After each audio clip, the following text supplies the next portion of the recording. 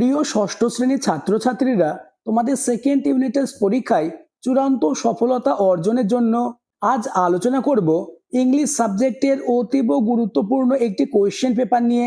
তাই ভিডিওটি প্রথম থেকে শেষ পর্যন্ত দেখো, কেননা তোমাদের স্কুলে এমন প্রশ্নপত্র আসবে। শুরু করছি আজকের আলোচনা। Second unit test examination 2026, class 6, subject English, full marks 50, time 1 ঘন্টা 30 মিনিট। সেকশন এ, রিডিং কম্প্রিহেনশন সিন। দাগ নম্বর 1, read the following passage carefully and answer the question that follow.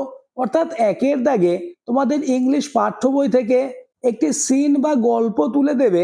এই গল্পটি পড়ে নিচের প্রশ্নগুলির উত্তর করতে হবে।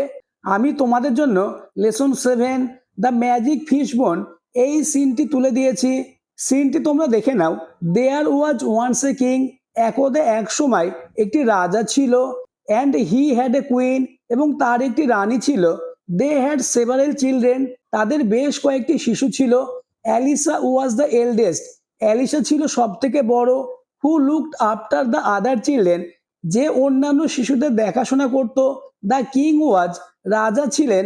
ইন দ্য প্রাইভেট প্রফেশন, ব্যক্তিগত পেশাতে। আন্ডার দ্য গভর্নমেন্ট, সরকারের আন্ডারে।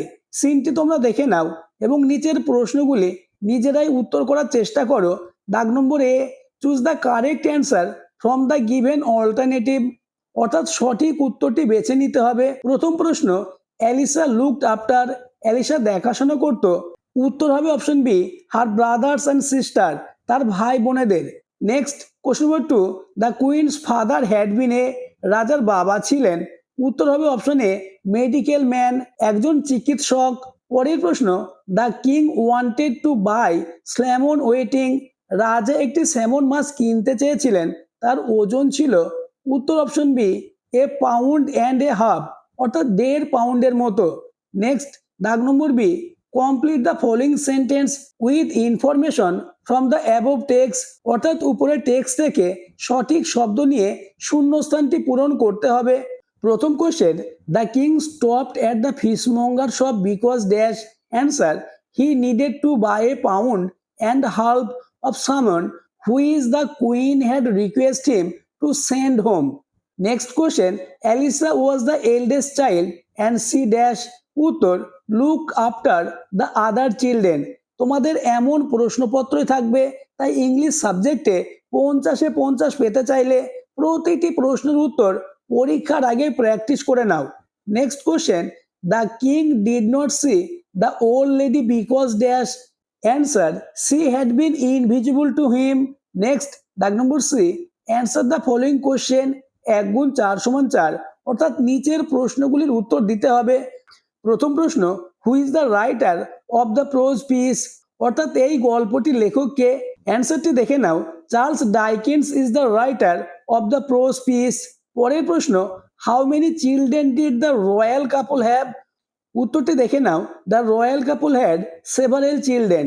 পরের প্রশ্ন, when did the king meet the fishmonger boy. Answer, the king meet the fishmonger boy when the king was going to the office. পরের প্রশ্ন, what is the name of the above text, এই গল্পটির নাম কি। Answer, the name of the above text is the magic fish বোন। Next দাগ number 2, read the given poem and answer the following question, অর্থাৎ 2-এর দাগে তোমাদের ইংলিশ পাঠ্য বই থেকে একটি পোয়েম বা কবিতা তুলে দেবে। এই পোয়েম বা কবিতাটি যত্ন সহকারে পড়ে নিচের প্রশ্নের উত্তর দিতে হবে। পোয়েমটি তোমরা দেখে নাও। দাগ নম্বরে, choose the correct answer from the given alternative, অর্থাৎ সঠিক উত্তর বেছে নিয়ে লেখো। প্রশ্ন number 1, the little kite thought it could. উত্তর হবে অপশন বি, ফ্লাই। পরের প্রশ্ন, the big kite told the little kite to. উত্তর অপশন এ, ট্রাই।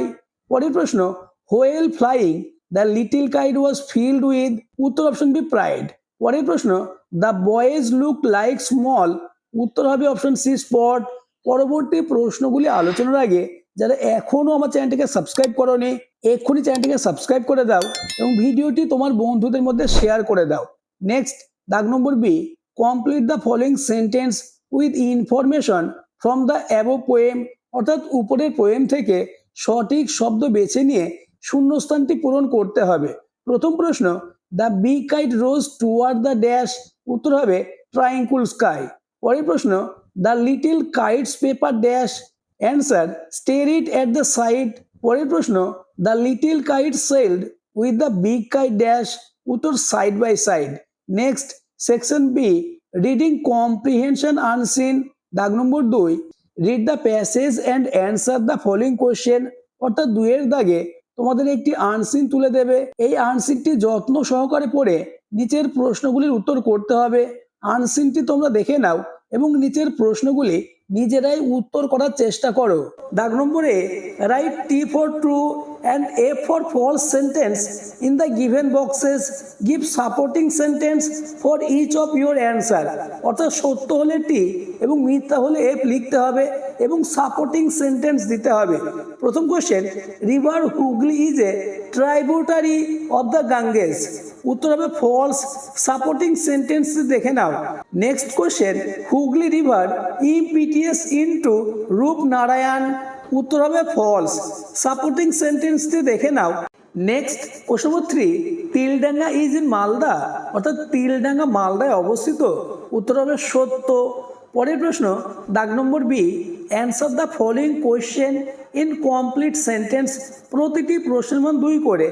প্রথম question, from where does the Hooghly river get adequate water, অ্যান্সারটি দেখে নাও।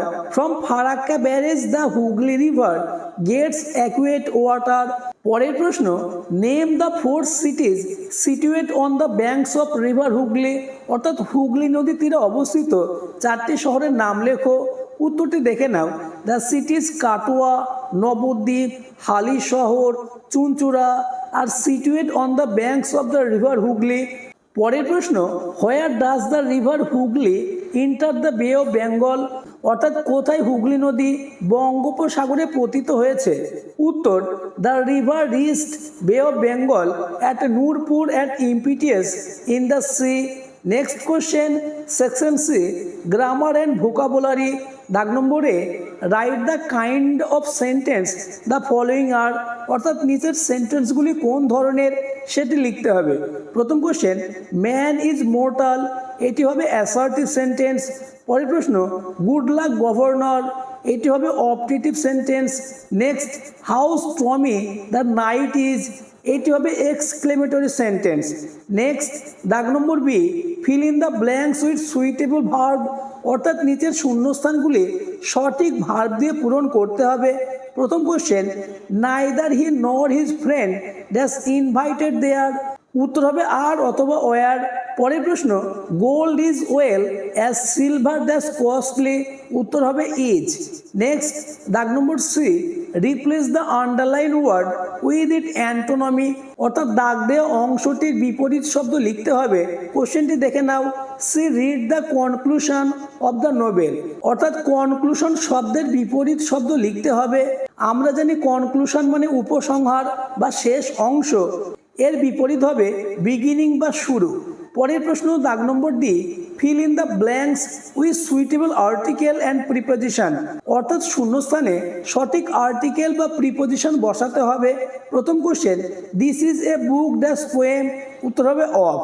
পরের প্রশ্ন, Rita saw dash most unusual crowd of people, উত্তর হবে দা। নেক্সট, দাগ number E, change the gender of the following word, অর্থাৎ নিচের শব্দগুলির জেন্ডার বা লিঙ্গ পরিবর্তন করতে হবে। প্রথম কোশ্চেন, বয় এর লিঙ্গ পরিবর্তন করলে উত্তর হবে গার্ল।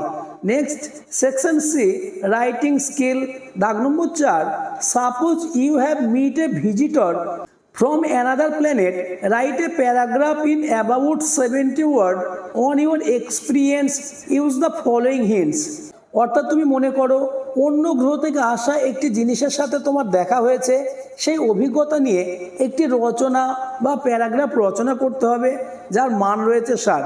পয়েন্টস বা হিন্টসগুলি দেখে নাও। Place and time of meeting the visitor, অর্থাৎ কোথায় এবং কখন দেখা হয়েছে।